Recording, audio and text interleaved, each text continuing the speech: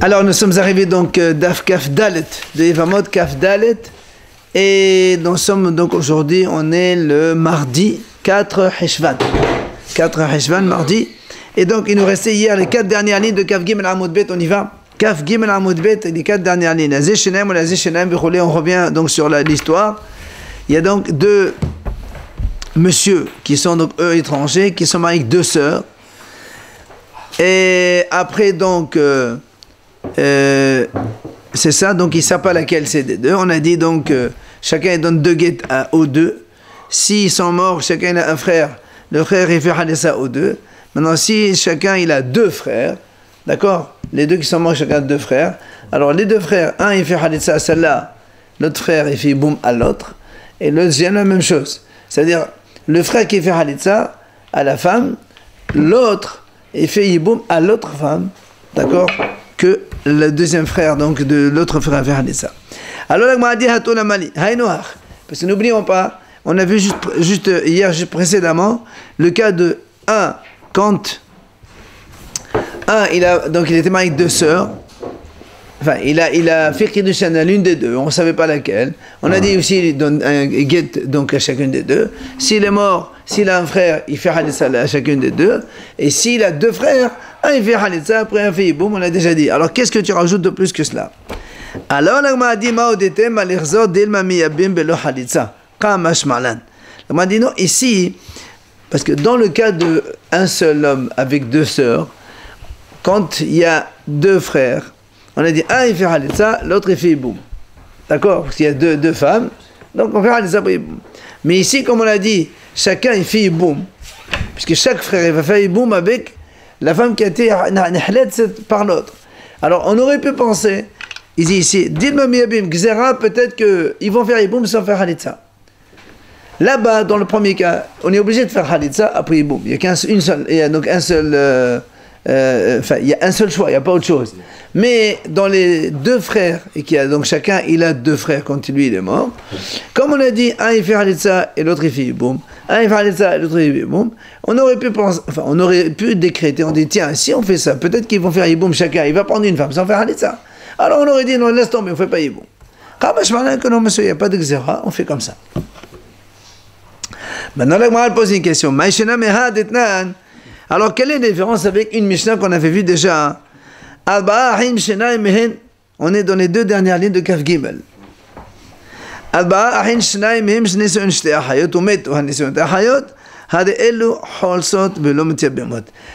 Gemara dit, pourquoi on fait une différence avec le cas d'une Mishnah dans lequel il y a marqué là-bas 4 frères qui étaient mariés, donc ils étaient mariés avec 2 sœurs. Il y a 4 frères. 2 ils sont mariés avec 2 sœurs. Les Oben Shimon, ils ont la reine Léa. Après, Lévi et Ouda, ils sont libres, rien du tout. On a dit, lorsque Lévi Shimon meurt, qu'est-ce qu'on a dit? Lévi et Ouda, ils sont obligés de faire Hadessa. Ils ne peuvent pas faire Yiboum. Pourquoi? Pourquoi chez nous, on dit, il y a 2 frères de chaque côté, un il fait Hadessa et Yiboum à l'autre, un il fait Hadessa et Yiboum à l'autre. Pourquoi on ne dirait pas la même chose avec les 4 frères? Quand donc 2 ils sont morts, il reste 2 frères. Pourquoi on ne dit pas chacun il fait Yiboum avec lui? C'était 2 sœurs là en fait. Elle a aussi 2 sœurs. Oui, mais quand il était vivant, ça veut dire les 2 autres frères. Donc ça fait la Tzara. Oui, mais là-bas aussi il y avait 2 sœurs. Dans le cas de tout à l'heure, ça avait été 2 sœurs. Mais la Gemara, elle dit quand même. Hein, est-ce qu'ils mourent ensemble ou pas? Non, c'est pas ça le cas? Non, mais ça c'est. Admettons, disons qu'ils sont morts ensemble. Alors, la Gemara dit, comment tu peux comparer les 2 cas? Ça n'a rien à voir. Pourquoi? Hatam. Et il est mandamad yezeka. Il dit dans le cas des 4 frères, quand il y a 2 qui sont morts, donc il y a 2 sœurs, un, il ne peut pas faire Yiboum avec l'une des 2. Pourquoi? Parce que chacune des 2 femmes, elle est liée un petit peu avec lui. Puisqu'il y a 2 frères là.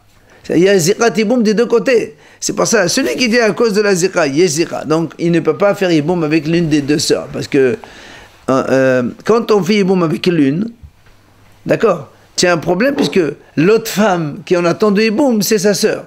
Et un homme, il n'a pas le droit de faire, comme si quelqu'un, on lui propose 2 sœurs. Mais si on te propose, c'est pas proposer, c'est qu'on te lie avec 2 sœurs. Dans ces cas-là, tu n'as même pas le droit de faire avec une sœur. Là-bas aussi, on a dit, parce que si là-bas on a dit on fait Halitza, pourquoi? Dans le cas des 4 frères, 2 frères ils sont avec 2 sœurs, donc les 2 frères meurent. On a dit les 2 sœurs, elles sont obligées de faire Halitza, pas Iboum. Pourquoi? Alors on a dit parce que, imaginons qu'un il fait Iboum. Donc l'autre il va faire Iboum ou Halitza avec la deuxième. Alors, imaginons que lui après il meurt. Donc on est Mevatel Mesvat Ivamin de la deuxième fille. Et donc c'est à sur le Mevatel Mesvat Ivamin. C'est pour ça qu'on dit il fait Halitza, comme ça il fait Halitza aux 2, il est tranquille. Ce qui n'est pas le cas chez nous. Donc chez nous, comme les 2 messieurs, c'est pas des frères, il n'y a que les filles qui sont 2 sœurs chez nous, donc il n'y a pas ce problème-là. Et donc chacun dit, moi, si j'épouse, donc comme il y a 2 frères de chaque côté, un il fait Halitza à celle-là, l'autre il fait Halitza à l'autre femme. Du coup, le frère celui-là, il fait Iboum à celle-là, qui n'a rien à voir avec lui, et l'autre aussi. D'accord, c'est complètement différent les situations. C'est pour ça qu'on m'a dit, donc ça n'a rien à voir. Maintenant, on a dit, on a dit si maintenant, parce que nous on a dit, on a dit si les 2, ils ont, parce que, on a dit, voilà, c'est ça, on a dit si 2 frères, du même frère, oui. Oui. Bah, on a dit, on parle de cas de la Mishnah maintenant. On a Réhouven, Shimon, qui ne sont pas des frères. Non, Réhouven et Ishaq. Non, ils n'ont rien à voir. Ils sont avec 2 sœurs. Oui. Après, ils sont morts. On a dit, donc lui, il a 2 frères, et lui, il a 2 frères. On a dit, chaque frère, un, il fait Halitza, et l'autre, il fait Iboum à l'autre femme. Et celui-là, il fait la même chose, Halitza et Iboum à l'autre femme. Maintenant, on dit, si maintenant, les 2 frères de Réhouven, tous les 2, ils ont fait Iboum. On a dit, on les laisse, c'est pas grave. D'accord? Alors on m'a dit, Tani Shila, il a dit Shila, même si les 2 ils sont des Kohanim, eh bien, on les laisse avec. D'accord? Quel est le problème? Parce que quand on fait Iboum, nous on a dit, les 2 frères, comment on va faire? Qu'est-ce qu'ils font les 2 frères? Un il fait Halitza, un il fait Iboum. Donc, quand un il fait Iboum, c'est obligé que l'autre il fait Halitza. On ne peut pas faire Iboum de femmes. Donc, c'est pour ça que même si l'autre, normalement, elle doit être Haloutza. Et une Haloutza, elle est interdite à un Kohen. Et au lieu de faire Haloutza, il a fait Iboum. On a dit, il se la garde. On la lui laisse. Alors, il vient lui, il dit, même si c'est des Kohanim, on la lui laisse. Alors que normalement, il n'a pas le droit. Parce que le Kohen, c'est une éventuelle Halitza qu'il a pris. Alors, il m'a dit, mais pourquoi tu lui laisses? Normalement, il faut la sortir. Alors il dit Halousa de Rabbananhi. La Halousa, c'est une interdiction des Hachamim. Et comme ici, où Sfek Halousa, ici, un Sfek Halousa, parce que c'est pas tout à fait une Halousa, normalement on est destiné à être, puisque si l'autre frère il fait Iboum, il n'y a pas de problème. Alors on a dit Sfek, il n'y a pas de Xera. Alors là, moi, je pose une question. Comment?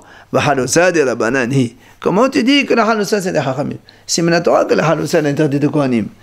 Puisque Vehatanea, comme on a vu dans la Braïta, c'est marqué dans la Torah, Gerusha. C'est marqué dans la Torah, Isha, Gerusha, mais Isha loïqah. Et une femme divorcée, le Kohen n'a pas le droit d'épouser. Hachamim ont dit Gerusha, elle est la Gerusha. Donc c'est marqué dans la Torah, Gerusha, donc précisément que le Kohen n'a pas le droit d'épouser. Halutza menayin. D'où on apprend que le Halousa aussi, le Kohen n'a pas le droit d'épouser. Tamodomat ve'isha. Comment on dit ve'isha? Pourquoi on dit ve'isha?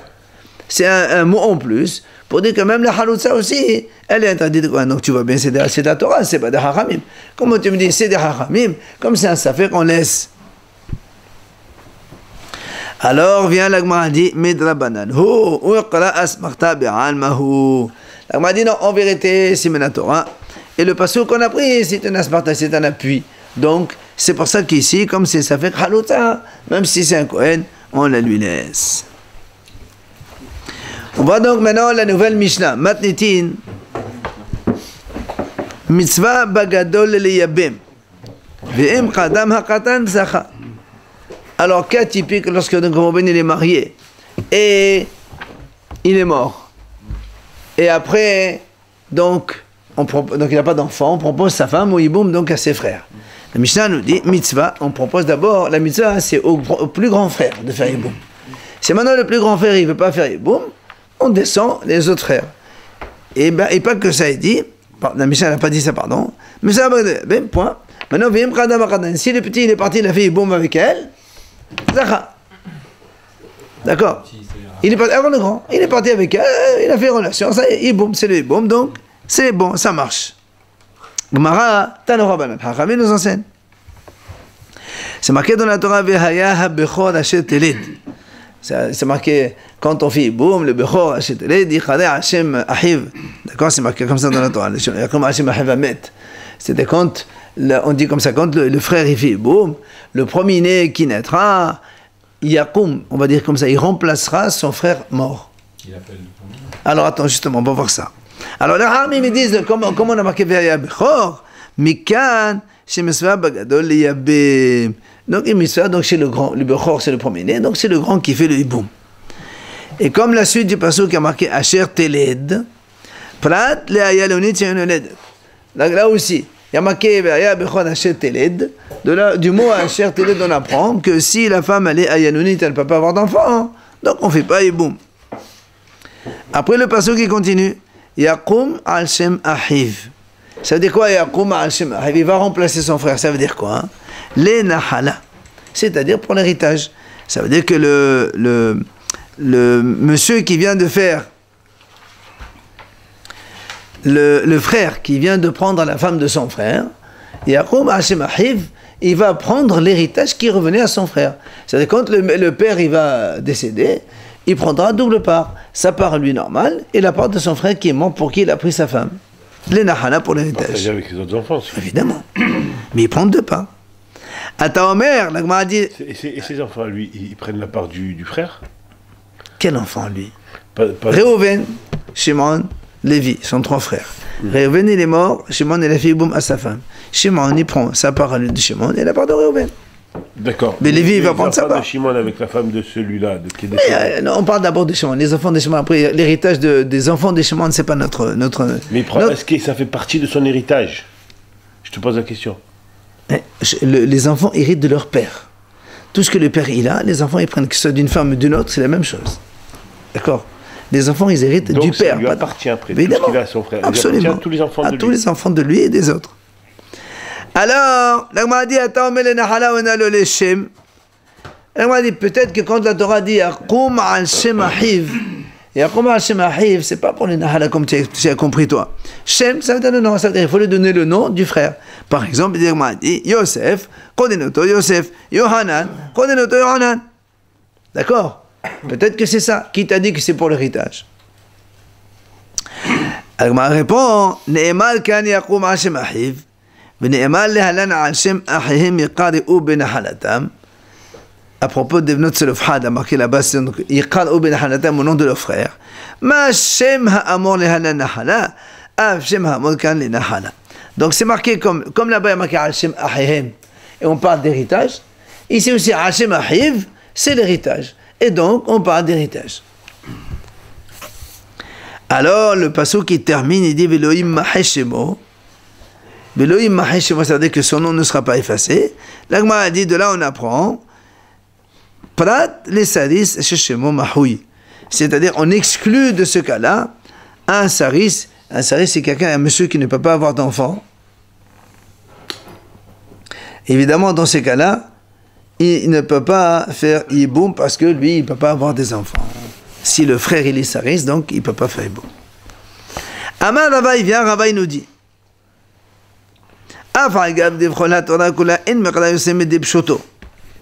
il dit, même si dans toute la Torah, ça veut dire que quand on a un pasouk, il faut d'abord le comprendre au sens simple du pasuk. Donc, notamment ici, il y a marqué Yichadeh al Shem Ahiv. Normalement, le pshat, Shem Ahiv, c'est le nom du frère. Ok? Ici, alors pourquoi ici tu as dit on parle d'héritage et on ne parle pas de Shem, qu'il faut l'appeler par le même nom que l'autre? Il dit ici, elle est venue l'exera shava, comme on a vu donc, avec Al-Shem Ahihem des Bnot Selofhad. Ici, Al-Shem Ahihem, Al-Shem Shem. On a fait Xera Shava et on a dit donc c'est pas le nom, c'est l'héritage dont on parle et pas autre chose. Alors l'Agma a dit Ve'ela Gzera Shava. Hava Amin Hashem Shem Mamash. Elle m'a dit, attends. Tu me dis maintenant, Rava il dit, tu sais, normalement, le sens simple du pasuk, c'est le nom qu'il faut donner à l'autre. Mais comme on a Gzera Shava, on parle d'héritage. Il dit, dis-moi, ici, il n'y avait pas de Gzera Shava, tu aurais dit le nom vraiment? Comment? Là, m'a dit comme ça. Les mains comme ça, la Hamana. À qui le pasuk s'adresse ici? Quand la Torah a dit, Ve'haya ha-bechor asher teled, d'accord, quand le premier-né, parce que là on parle comme ça, on parle quand le monsieur il fait yiboum à la femme de son frère, l'enfant qui naîtra, le premier est né à Sheteled, alors là on a dit à qui s'adresse ce pasuk?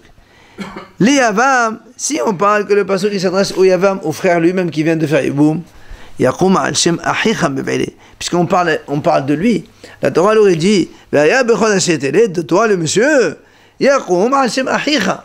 Si c'est vraiment ça, on parle du nom, on aurait dit comme ça, c'est ton frère. Et les Vedina, si maintenant le pasteur qui s'adresse au tribunal rabbinique, comme quoi le tribunal il doit veiller à ce que quand le frère il fait boum, il doit appeler le fils qui va naître du nom donc du frère défunt, dans ces cas-là, donc il fallait dire sur le nom du frère de son père, puisque c'est lui qui a eu le Yavam, le petit. Donc il faut l'appeler par le frère du père qui a enfanté l'enfant. C'est lui qui est mort.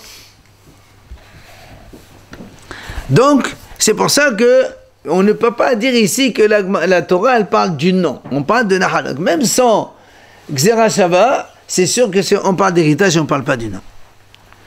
Viens l'Agma a dit non, pourquoi? Peut-être qu'on peut dire le pasuk qui s'adresse au tribunal. Et voilà comment ils leur disent.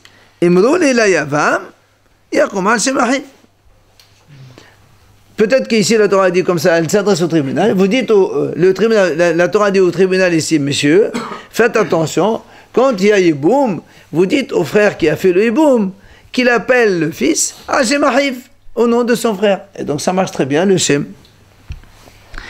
Et là, ta Gzera Shava porter les gammes, d'accord? Mais c'est pour ça que la Gzera Shava, elle nous sort de cette notion de nom, de prénom de l'enfant, et à nommer donc uniquement dans l'héritage.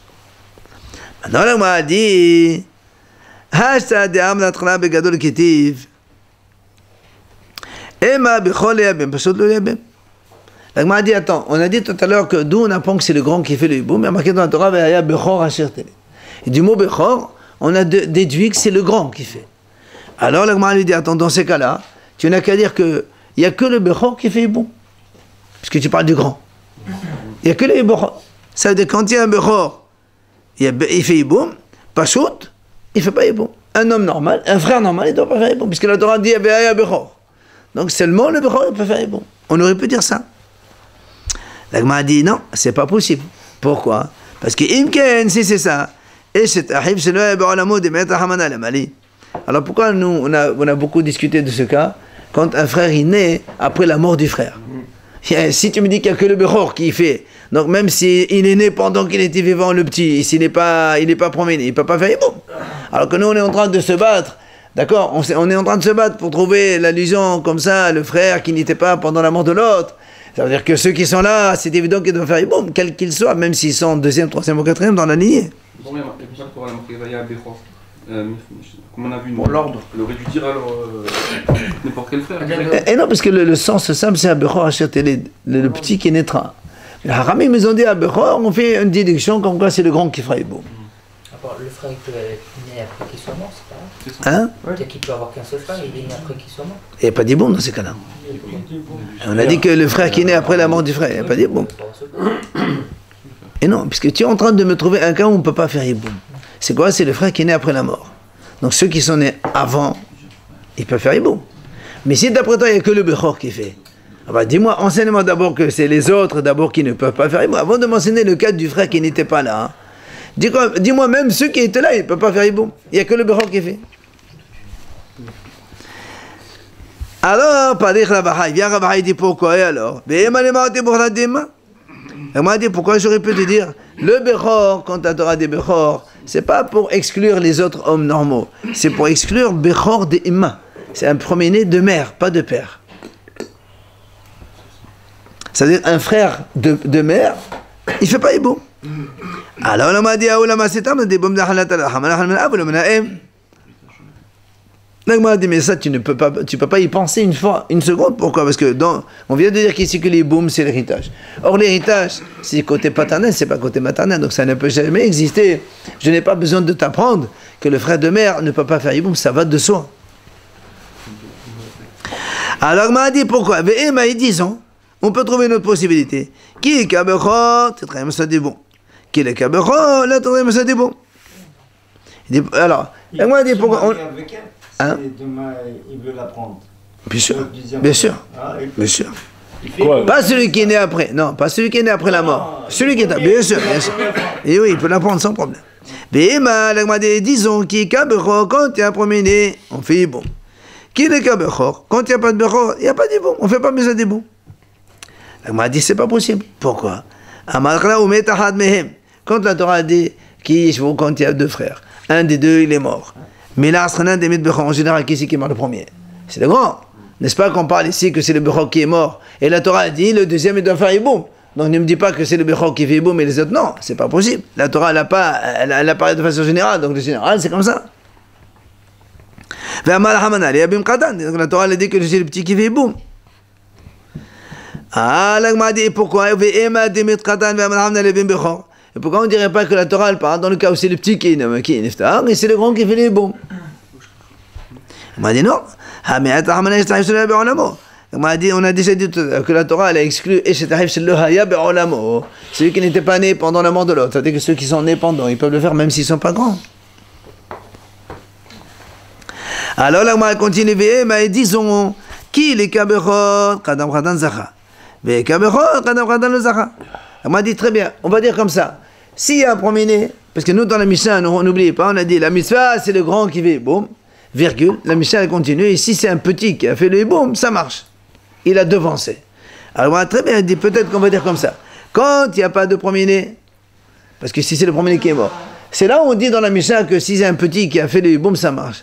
Mais s'il y a un premier-né, ben, peut-être qu'on va dire, la Mishnah ne parle pas de ce cas-là. Donc si un enfant, un plus jeune, a fait le boum, ça ne marcherait pas. Parce qu'il faut laisser la priorité au bechor premier-né. Peut-être. L'Agma a dit non.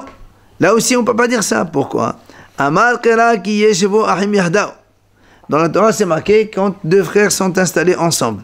Ça veut dire quoi? Huksha yeshevat ahim zelazi. C'est-à-dire, on a comparé la vie de deux enfants ensemble. Donc, il n'y a pas un plus prioritaire que l'autre. Donc, que ce soit un grand ou petit, il n'y a pas de problème. C'est la même chose. Alors, il continue, qui est kabechor, qui est kabechor, et c'est gadol. On m'a dit très bien, on peut dire comme ça. Quand il y a un bechor, comme on a dit tout à l'heure, donc on commence, donc on propose au grand, c'est lui à faire le hiboum. Qui est le kabechor? Maintenant, quand il n'y a pas de bechor, nous, on dit comme ça, ça veut dire que on ne va pas chercher chez le grand. Quand il y a un bechor, on propose au grand. Quand il n'y a pas de bechor, on n'est pas obligé de proposer au grand. Pourtant, Abaye Keshisha, il a dit, il a dit comme ça, Mitzvah, c'est le plus grand frère qui fait bon. L'autre de ça, s'il n'a pas voulu, on s'adresse aux plus jeunes. Et ainsi de suite. L'autre de ça, si maintenant jusqu'au petit ils ne veulent pas, on revient chez le grand. On dit, monsieur, voilà, c'est à toi de faire. Alors, où tu vis? Où tu fais Halitza maintenant? C'est pas possible. On lui a proposé au début. On lui a déjà proposé. Il a dit non. Et oui, c'est pour ça qu'il dit Hozrim. Il dit Hozrim, on revient. C'est pour ça qu'on m'a dit pourquoi on ne dirait pas? Quand il y a un bechor, on revient, comme on a dit maintenant. Mais s'il n'y a pas de bechor, on ne revient pas, on n'a pas besoin. On m'a dit non. De la même façon qu'on a dit bechor, c'est gadol. Comme un bechor, tu reviens. Un gadol aussi, tu reviens, c'est la même chose.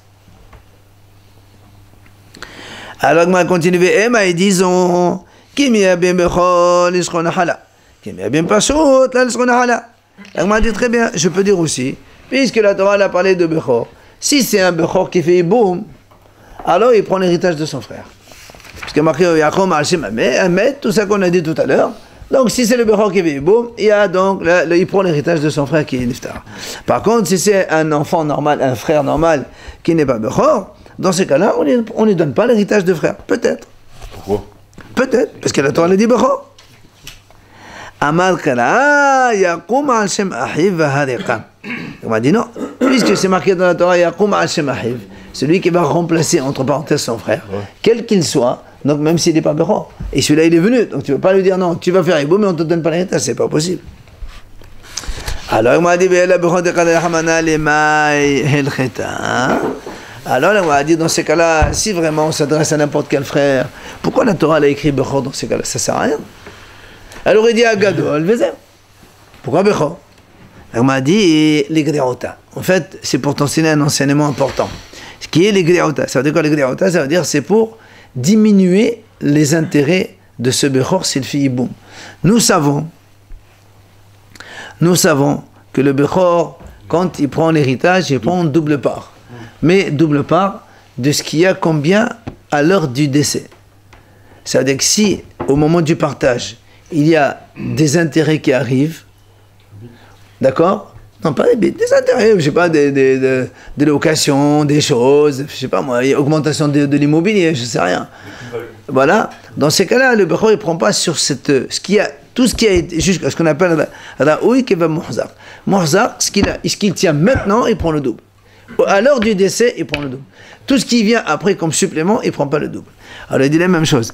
Ma Bechor et non notel Raoui Keva Muhzar, afhai et non notel Raoui Keva Muhzar. Ça veut dire que quand la Torah a dit à Bechor, donc à Bechor, pourquoi on a dit Bechor? C'est pour te dire que même si c'est un Bechor qui va prendre la part de son frère, on va dire puisqu'il est Bechor, d'accord, il va prendre aussi le double de la part du frère aussi. On te dit non monsieur, il prend la part Badaous qui vient au moment du décès et tu ne peux pas prendre plus. C'est-à-dire comme on a dit, il prend la part d'héritage de son frère, n'est-ce pas?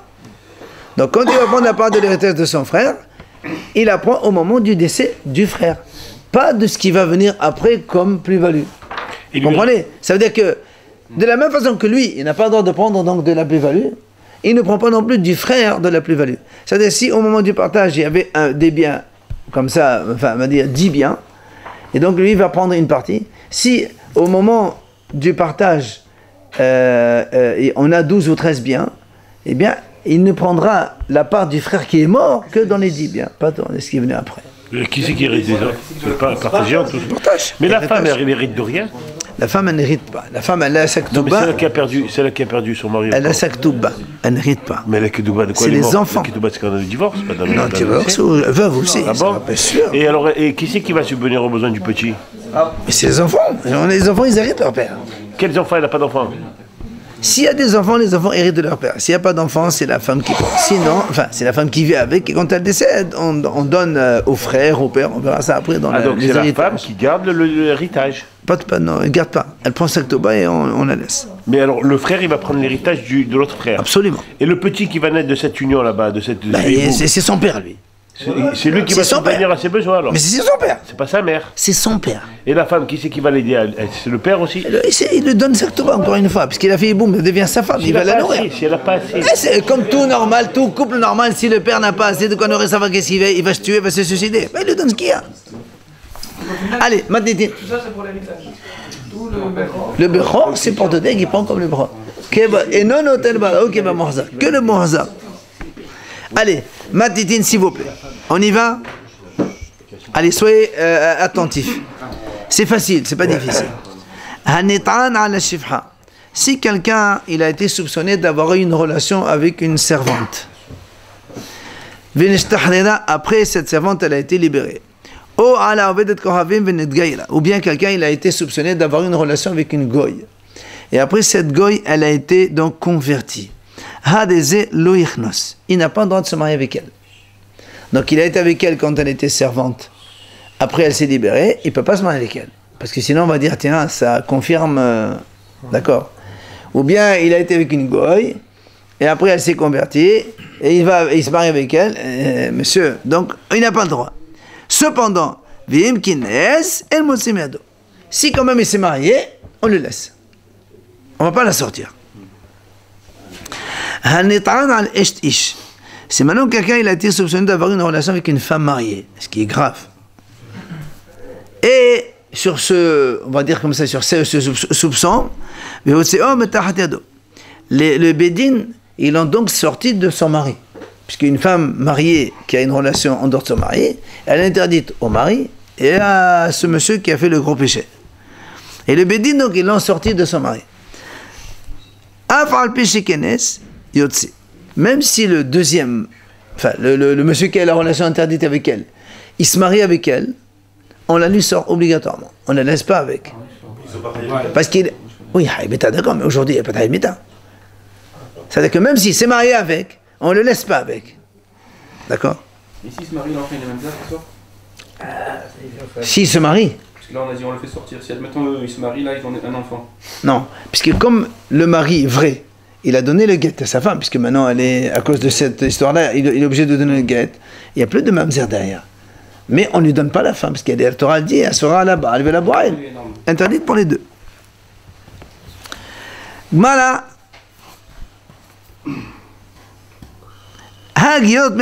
Toi, tu as dit, on a dit tout à l'heure, si un monsieur, il a une soupçon avec une goye, et après la goye se convertit, il ne peut pas se marier avec. Mais d'après toi, la conversion, elle est bonne. Puisque tu as dit, elle s'est convertie, il ne peut pas se marier. Ça veut dire qu'elle est juive, c'est bon, mais il ne peut pas se marier. Il dit, pourtant, votre minhi. La Gemara pose une question. C'est marqué,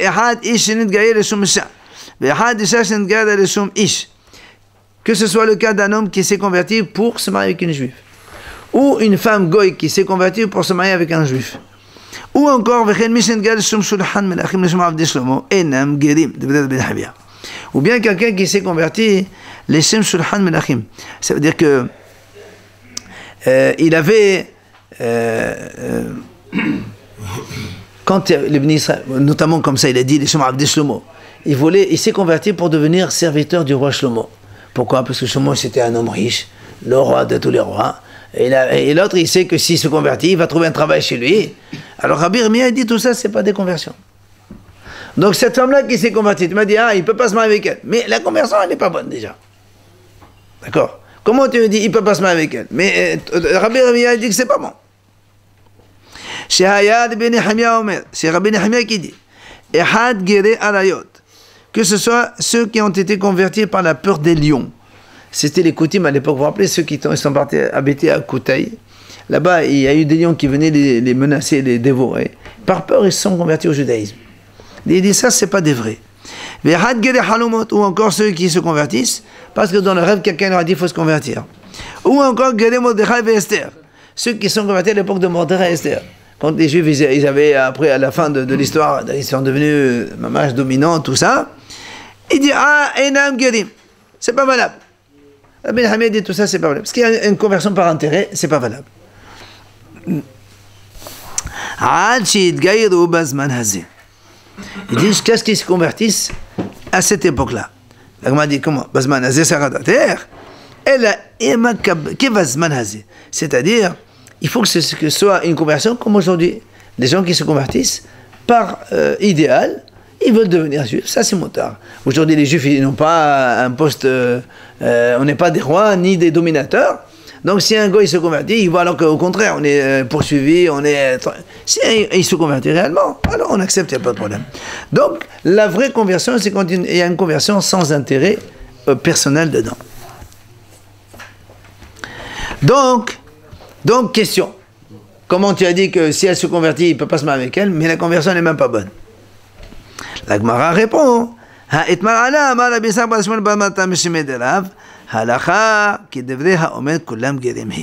dit non, malgré tout, il y a un Hacham qui dit non. Même si un goy se convertit dans une optique pareille, eh bien, la halakha est comme celui qui a dit que la conversion, elle est bonne. Alors il m'a dit, si c'est comme ça, alors pourquoi tu m'as dit il n'a pas le droit de se marier avec elle? Il a été avec une goy. Après, elle s'est convertie. Tu me dis que c'est une vraie conversion, elle est bonne. Alors pourquoi le Mishnah dit il ne faut pas qu'il se marie avec elle? S'il s'est marié, ça va, il se la garde. Et pourquoi il ne peut pas se marier avec elle? Si la conversion elle est bonne, alors il laisse se marier. Quel soupçon? Mais il a été soupçonné. On sait qu'il avait une relation avec elle.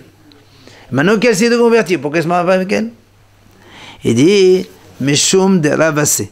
C'est à cause de ce qu'il a dit Ravassi. Qu'est-ce qu'il a dit Ravassi? De Amar Ravassi, Hased memecha akishot pe, ulzut sefatan viromer. Il dit, Ravassi dit comme ça. Il faut qu'un homme, il éloigne de lui les rumeurs comme ça un peu méprisantes. S'il se marie avec elle, qu'est-ce qu'on va dire? C'est que la rumeur qu'il y avait avant, c'était vrai. Donc on va toujours le soupçonner. Ah, ça y est, t'as été avec une goy. Hein? C'est pas beau. C'est pas ça que la Mishnah a dit a priori, écoute, laisse tomber. Tano Rabbanan Hachamim enseigne. En mekabelim gerim limot ha-Mashiach. On ne prend pas les convertis à l'époque de Mashiach. Pourquoi? Parce que évidemment, ça aussi c'est par intérêt. Dans le même ordre, on n'a pas reçu, donc on n'a pas accepté les conversions à l'époque du roi David ni à l'époque du roi Shlomo. D'où on apprend cela, qu'on n'a pas le droit de faire des conversions comme cela. C'est marqué le passage qui dit le passage qui dit comme ça, celui qui veut garde état, c'est-à-dire habiter avec nous, oui, quand on est Ephes, ça veut dire quand on n'est rien. À l'époque de notre pauvreté, ça on accepte la conversion. Mais pas ceux qui viennent quand on est donc riche et dominateur, ça marche pas. Avalidar, là, mais les autres non. On passe maintenant au deuxième sujet de la Mishnah. On a dit donc celui qui a été soupçonné d'avoir une relation avec une femme mariée, donc ce qui est grave, puisque donc c'est Henach normalement Minatora. Et on a dit donc, après le Bédine, il a fait donc divorcer cette femme de son vrai mari. Dans ces cas-là, on a dit ce monsieur, celui qui a fait donc cette relation adultérine, il n'a pas le droit de se marier avec elle. Et même s'il s'est marié avec elle, on la lui sort, on ne le laisse pas avec, c'est interdit. Amar Rav ou Vaïdim. Rav dit, c'est quand il y a eu des témoins. C'est-à-dire quand est-ce qu'on fait ça? Quand la Mishnah a dit, si le monsieur qui a fait le péché, il s'est marié avec cette femme-là, avec laquelle il a un soupçon de péché, on lui sort seulement s'il y a eu des témoins comme quoi il était avec elle avant. Hein? Les soupçons, ça marche pas. Non, c'est, disons... Toute cette histoire est narrée parce qu'il y a peut-être des témoins. Voilà, donc ça veut dire que s'il y a eu des témoins comme quoi... Enfin, parce qu'au début, on a un soupçon. Quand il y a un soupçon, il a fait sortir. Après, imagine, 3 mois plus tard, ils viennent 2 témoins. Ils disent, oui, nous, on a vu. Alors, s'il y a un de témoins, c'est là où on avait dit, dans ces cas-là, on lui fait sortir sa femme, même s'il se marie avec elle, seulement avec témoins. Hein? Avant ou après? Non. Pendant les 3 mois qui sont, on vient 10 mois. Bah, si elle est enceinte, d'abord, deuxième, le nouveau, mais c'est un mamzer automatiquement. Avant le divorce. Si c'est après le divorce, si elle a divorcé, il n'y a pas de mamzer. Mais c'est assourd quand même d'aller avec elle. Il n'y a pas de mamzer, c'est la lave. S'il lui donne le guet pendant qu'elle est enceinte, est-ce qu'il est mamzer le petit? Mais qu'importe. Si le petit a été conçu pendant qu'elle était mariée, bien sûr qu'il est mamzer. Amar Rav Sheshat, il a dit Rav Sheshat, écoutez bien, Amina, moi je dis, Ki naïm ushchiv Rav amal leheshmateta. Rav il a dit cela quand il dormait. Ça veut dire qu'il n'est pas d'accord avec lui.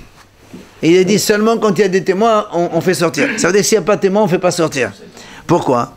Il dit détonneur, parce que là on a une bretta qui dit comme ça. Si un homme il a été soupçonné d'avoir une relation avec une femme mariée, donc on l'a fait sortir de son mari. Après, elle est partie se marier avec un autre. Ok? Et ce deuxième mari, vrai, donc normal, il a divorcé. Si le premier qui a eu la relation avec elle, il la réépouse, alors il peut la garder. Vous avez compris? Il y a eu un intermédiaire entre les deux, d'accord? Donc, il a eu un monsieur, il a une relation interdite avec une femme mariée. Alors, le mari vrai, il doit la divorcer. Donc, nous, on a dit l'amant, il n'a pas le droit d'aller avec elle. Maintenant, avant, elle est partie se marier avec un monsieur, un autre, qui est donc tout à fait légalement. Et ce monsieur, il a divorcé. Maintenant, celui-là, il a reprise.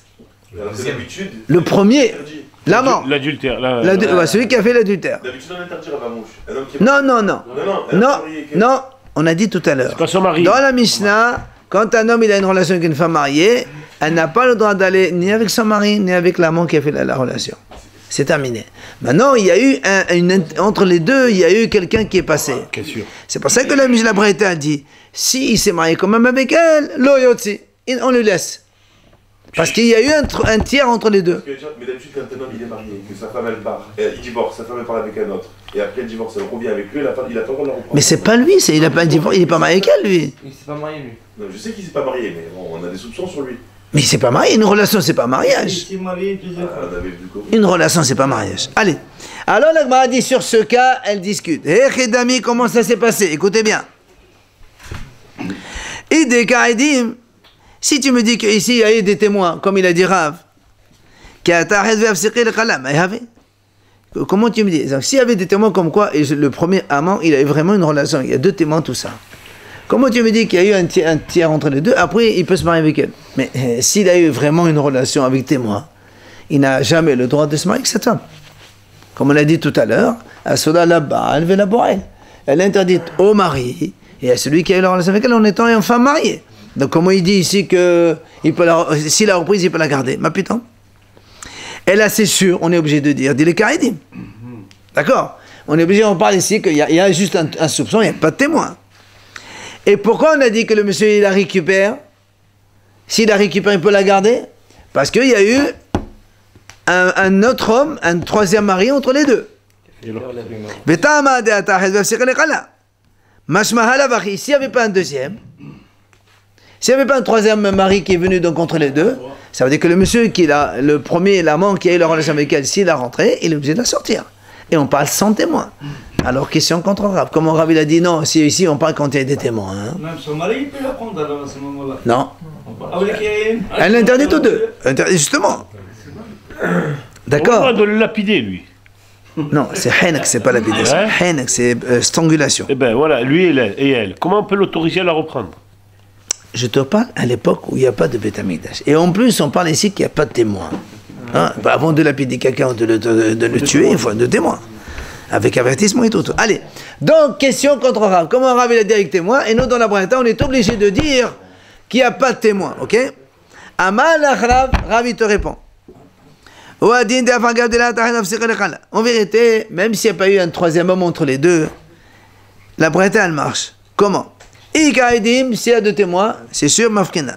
D'accord? Si donc le monsieur, il a eu une relation avec une femme mariée, ce qui est donc grave, après, donc on l'a sorti de son mari, le vrai, donc s'il y a deux témoins, lui, c'est sûr qu'il n'a pas le droit de la prendre et on la lui sort. Maintenant, s'il n'y a pas de témoins, la mafkina, on ne la fait pas sortir. D'accord? S'il n'y a pas de témoin, on ne la fait pas sortir. Comme il a dit Rav. Alors, qu'est-ce qu'il a dit? Alors, pourquoi la Braïta nous parle d'un tiers entre les deux? C'est pour te dire, ici en fait on vient t'apprendre que même si il y a eu un troisième homme entre les deux, donc l'amant, le vrai mari, et après le vrai mari il a donc divorcé, elle est partie se marier avec un deuxième, donc extérieur, donc ça c'est légal, il n'y a pas de problème, eh bien c'est pour t'apprendre que même dans ce cas-là, a priori, l'amant n'a pas le droit de se marier avec elle, a priori. Seulement s'il s'est marié, on la lui laisse, parce qu'il y a un troisième entre les deux. Même si c'est témoin, en fait.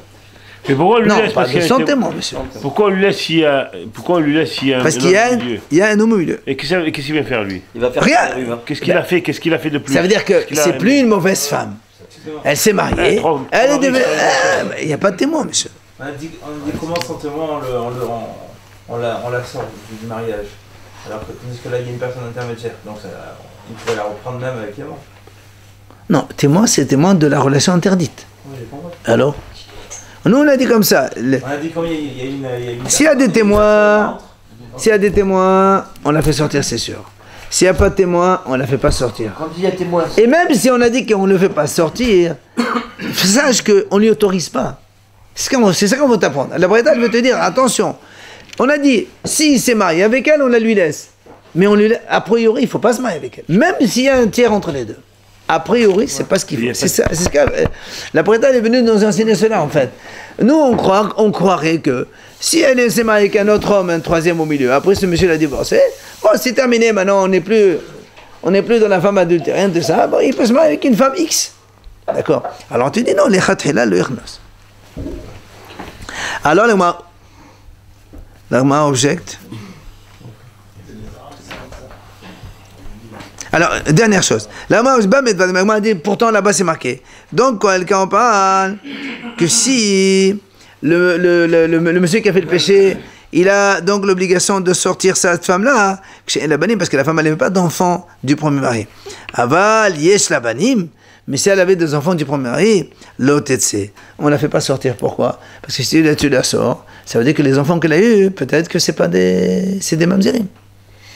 Donc on la laisse avec lui, on ne dit rien. Maintenant, s'ils sont venus d'Aïdim, évidemment, s'il y a des témoins comme quoi la relation elle était vraiment commise, là, même si elle a des enfants, on est obligé de la sortir. C'est une interdiction. C'est même ça. Alors, on la sort. 2 secondes, juste la question. Donc, tu vois bien que même, tu vois bien ici que sans Aïdim, on a dit, on la laisse. Alors, on a dit non. Rav dit que notre Mishnah elle part dans le cas où il y a des témoins et qu'elle a des enfants. Et c'est pour ça donc on la sort. Ok?